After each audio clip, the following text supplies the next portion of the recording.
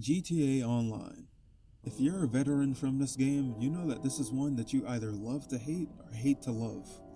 Still up and running 12 years later since it came out in October 2013, this game has a long history of life and has its fair share of scars you can't ignore. But despite that, we vets continue to play. But what if you're playing GTA Online for the first time in 2025? How new player friendly is this game exactly? And that's what I want to talk about. Now, I must say, even though I am one who loves to hate this game, I have to admit that it's genuinely impressive for a multiplayer game like GTA Online to have gotten 12 years of frequent DLC content, free DLC content at that. It is insane. If you want to start playing GTA Online, the only paywall is purchasing the game itself, and after that, all of its content is yours to explore, and there is a huge abundance to explore. The incredibly massive amounts of personality you can put into your character through customization to make them into whatever you want. After you're finished combing through all of the homes and garages you can own and buy, you can start looking through the selection of vehicles you can collect and fill vehicle spaces with in your garage and begin navigating the world in style by land, sea, and air. And the amount of vehicles are almost innumerable. And when you're not focused on that, drive around the open world and discover all of the content available just inside of free mode.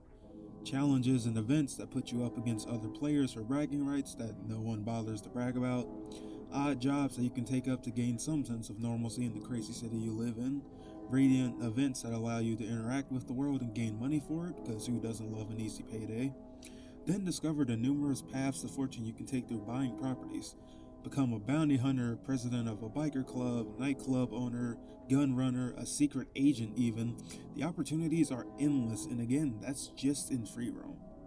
There's also all of the different types of jobs you can go on in the game modes available. You like driving at high speeds? Join up on a race and discover just how stupid the average player is at driving. You like your KD ratio to be positive so you can impress people in a video game who don't know you? Run some death matches. Take a break from the chaos and play golf or tennis or darts if you want. Get into more chaos by playing a game of vehicular musical chairs on a floating platform with teammates who may or may not be mentally challenged. The world of GTA Online is truly your oyster waiting for you to interact with it. So, say you're a new player who's watching this, and you see Rockstar's beautiful house and the decorations they've put up over the past 12 years, and you finally decide to walk up, open the mailbox, and take the key they left you. You're excited, and you have good reason to be. What they've provided you with is indeed great. So you unlock the door, open it, and see that it's absolutely gorgeous inside, along with some very, very, very ugly parts that you weren't told about. So let's go ahead and talk about the most annoying child living in the house that Rockstar didn't warn you about. That, of course, being grinding. You ask any veteran about their thoughts on this aspect of GTA Online, and they will enter a catatonic state for hours as they are bombarded with the memories of each and every meta for earning money in this game, all of them being repetitive and tedious.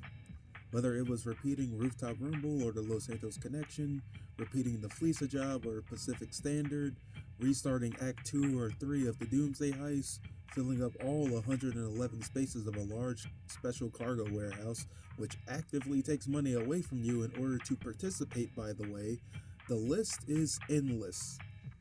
Thankfully, in the year of 2025, you have a large selection of ways to make money in this game, but unfortunately, all of them end up becoming mind-numbing because of Rockstar's painfully formulated gameplay loop. Now, I'm about to bring up something that gets glossed over a lot when the topic of grinding comes up, something that hit me square in the face when I made a second character outside of my main one. Which, small rant here, the new addition they added to expanded and enhanced, you can hear the quotation marks I put up, an addition that lets you get a head start in the game with criminal life paths, is abysmal dog shit. Every path that's not the gun runner is objectively a terrible choice if you want to make the most money. And Rockstar forces you to spend a certain amount of money before they let you start playing. Yeah, this head start punishes you if you've watched any guides or have played before and tried to save money. Typical present day Rockstar. Anyway, small rant over, back to what I was originally saying. What hit me in the face was how expensive it is to even start grinding for what will make the process easier. Upon entering free roam as my new character, I went ahead and logged on to Maze Bank Foreclosure to look at properties that help earn me money fast. Businesses that were more my preference for grinding specifically. Being curious, I decided to do some math by looking at the cheapest properties and how much they are in total with accommodations and add-ons that will let me earn money, as well as the vehicles I would need to make getting to point A and point B faster. The number I got made my hands feel hollow.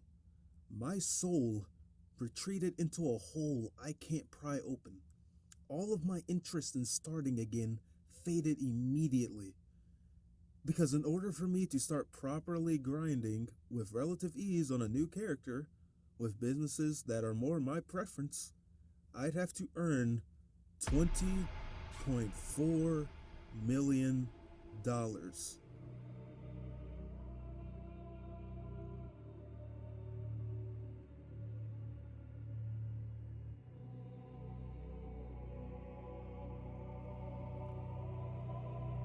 And that is just to start the grind for everything else I'd want out of this game. And did you know that there's a hidden grind in the game, a second necessary grind if you want to start playing? No? Well, it's in the form of racing. Now, if you don't know, GTA Online's system of racing is terrible. Point blank period. If you want to win, every single class has that one vehicle, sometimes two vehicles, that guarantees you a spot in the top 5 at least, depending on the track. So say sports cars and long haul tracks excite you the most. To participate in those races, you need to get both the Pariah and Banshee GTS, because some races have one or the other banned, even though there was once a car that was the meta before it was introduced, so banning said car doesn't change anything at all. Totaling the amount of vehicle costs, upgrading along with the cost of HSW for the GTS, the price of entry into sports car long haul racing is $5.887 million. And just to twist the knife some more, for supercar long haul races, it's $6.261 if you buy the Torero as your second main along with the Devastate 8, and $8.371 if the weaponized Ignis is your second main. And again, that's just long hauls in just 2 classes I'm mentioning now. So if you want to start playing this game just to race on one type of track and 2 classes of cars, and to start making money, it's costing you between $26.287 to nearly $29 million fucking dollars. If grinding is the annoying young child living in the household of GTA Online, the economy is its deranged older twin that infected grinding with its twisted nature. It isn't just grinding in cars that the economy has infected. It's infected everything. Want to wear just one outfit in GTA Online made out of DLC clothes? $51,000. Want to get your character tatted neck to ankle with tattoos from one specific DLC? $291,750. You want an example of biblical greed being displayed in today's society? Play GTA Online and examine how much the price of items in every category inflated after each DLC so that little Timmy annoys his parents more about buying short cards. The economy is by far the worst aspect of this game and will rightfully draw anyone and everyone away from it, because do you really want to do an auto shop robbery and then some just to get your character some fucking tattoos and an outfit? But there's another bad kid living in the household that isn't brought up as much when you talk about how bad this game has gotten, and that's everything surrounding game modes. Like I mentioned before, the racing game mode has a multi-million-dollar entry price, but you also pay for something else: your patience. The matchmaking in GTA Online is actually pathetic due to you having to deal with 2 scenarios upon trying to join up on something. Scenario A, no active races can be found, so you have to try again, and again, and again, and again, until you do find something, which is connected to the second scenario, Scenario B. You do join up on something, but maybe you don't like the track or it has too little players in the lobby, so you leave and try to find something else. And you're put back in the same lobby, hosted by the same person. You will repeat this process a random number of times until the servers decide to stop torturing you.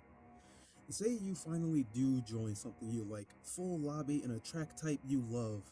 Well, don't get excited, because if you see a player that is still in the process of joining for more than 10 seconds, The lobby will be broken, and everyone has to leave because the player is frozen and can't be kicked. And here's some fun trivia for you. This little bug has been in the game for 5 years now. This is exactly the kind of matchmaking I expect from a multi-million-dollar AAA developer like Rockstar Games. Makes me so confident in GTA 6 Online, I mean truly. Putting the matchmaking aside, game modes in 2025 GTA Online have taken a nosedive, unfortunately. In death matches, the only healthy maps are RNG or maps made specifically for tryhards. Last team standing, the only type you'll play are versus maps like rockets versus insurgents or runners versus cars. Capture and parachuting still have not had their bodies discovered. Adversary modes got hit the worst because the modes available now switch upon the beginning of event weeks, locking 95% of them behind a locked door, leaving you only with the ones that got kicked out. This change hurt me really badly because the variety that was accessible in these modes were endless. Siege Mentality, Beast vs. Slasher, Power Play, Deadline, Hasta La Vista, all gone until they get kicked out themselves to start a new event week, and all because Rockstar wanted to, well, be Rockstar. And that's what the current state of GTA Online can be summarized up as. The corpse of this game is being puppeteered by giant, bedazzled, wrinkled fingers while a demented laugh can be heard after you notice them. If you ask me, it's way too late for this game to turn around and become good again, for veterans and new players alike. So if you want my advice, you give this shit up. Instead, you should subscribe and like this video, then go to college, and learn how to rip people off and get paid for it. Now have a good night.